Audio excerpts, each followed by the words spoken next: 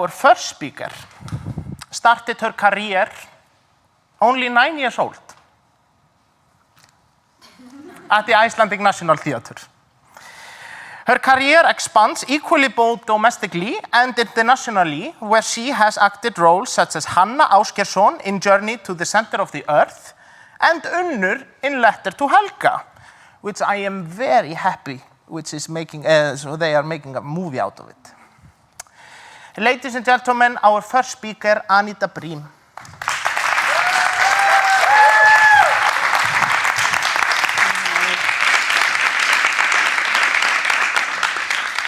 Well, Diane, good afternoon. Thank you for having me. It's amazing. As an actor, you bare your heart and soul and body in front of a camera, and that's nothing, but this is somehow hard. So, with me. The stories that we need. I was in the car with my very dear friend the other day, and she goes, "Ooh, have you seen the new RuPaul's Drag Race? It's so good." And before I could roll my eyes, but not until after I had passed judgment on her lowbrow content intake, she added, it's all these people that are exploring themselves in an environment where they now feel accepted. And I stopped in my tracks, and I looked at my friend, and I thought how happy I was that she had a story in her life that was helping her, encouraging her, empowering her, because that's what she needed. And then I thought about myself, and I got very worried because I just finished watching Thomas Vinterberg's Druk like for the 7th time. You know, a story of a man who loses his spark for life and seeks cure in alcohol, so it's worrisome. No, just kidding. It's the most beautiful film I've seen in a very long time. It's a story about a rebirth of hope, which is what I needed. And then I thought, isn't it extraordinary that the mind, whether we're aware of it or not, it seeks out not only the stories that we want, but the stories that we need to help us overcome our obstacles, to deal with our heartaches, uncertainties, curiosities. I joined this profession because I really believe that stories they're vital to the human soul. I believe they make a big difference. Anywhere from sprinkling a little joy into a person's day, to sparking new ideas, to raising awareness on social issues in a significant way, to just having a flat-out life-altering effect on a person's well-being, because stories have done that for me. At one of the hardest points in my life recently, I couldn't find a story to guide me through.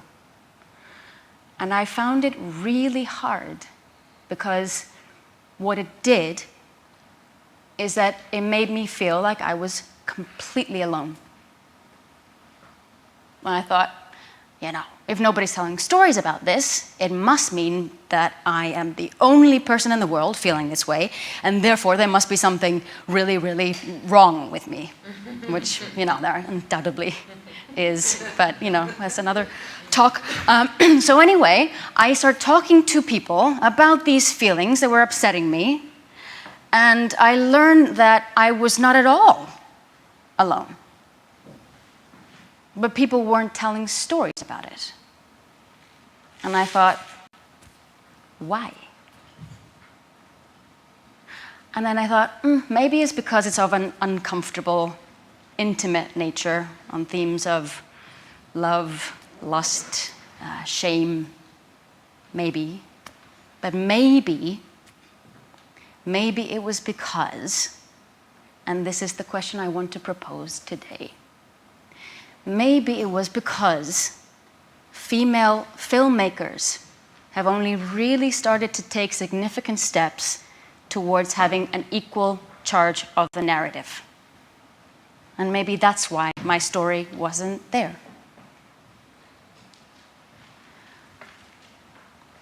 I moved to Los Angeles 13 years ago. And I walked into a world of very skewed norms, particularly in regards to women. I walked into a world where male executives would just openly exclaim, women can't lead big films because they can never bring as many people into the theater as their male counterparts can. They just, they can never make as much money. So that was just being treated as a fact. I walked into a world where it was being treated as a fact that actresses over 40 would just slowly become irrelevant because, the parts, they tend to dry up. The parts, they sort of just dry up. And it was a phrase. It was a phrase that was being thrown around a lot, and it was being very hurtful to women. It was skewing the norms, and it was stopping the flow of stories to a really big portion of the human race that really needed them. Now, I believe that European filmmakers have historically held women's stories in higher regard. They have told more women's stories, but these stories have been largely told by men. And I'm not saying that men can't make beautiful stories about women, because they can. I'm not saying that women can't make beautiful stories about men. They really can. But what I'm saying is that we need equal representation in our industry, the same way as we need equal representation in Parliament. And I do think that it's that important because stories, whether we're fully aware of it or not, they weave into the very fabric of our lives. They seep into our everyday.